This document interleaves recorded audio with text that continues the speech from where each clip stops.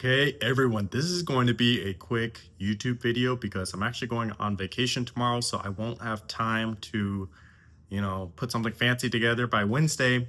But I do have something I want to talk about before I dip out to Mexico to enjoy a beach vacation.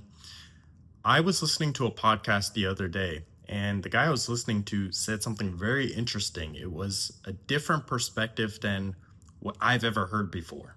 And what he said is that we grew up in a reality where the bad guys won.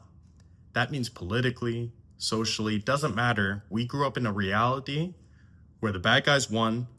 That said, we have to create our own success. We have to create our own luck because we cannot depend on others. We cannot depend on politicians, other businessmen. Well, maybe other businessmen. It depends. Like, as long as they're not shady, we cannot depend on some cultural leader to get us out of our financial mess, right? It's not what's going to make us rich. What's going to make us rich one day is the actions we take every day and what we invest or how we invest our time to make it happen. Okay, so make sure that when you are thinking about finances, when you're thinking about making more money, that no one is out to rescue you.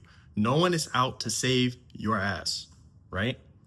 Everyone, if anything, everyone is against you in the world right now.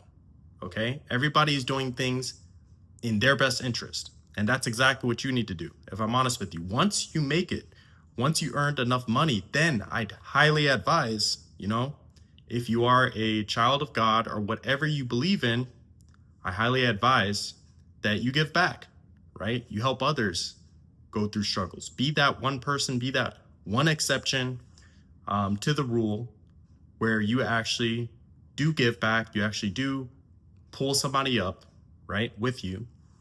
But until then, you have to be a little selfish. You cannot rely on anyone else to help you become successful.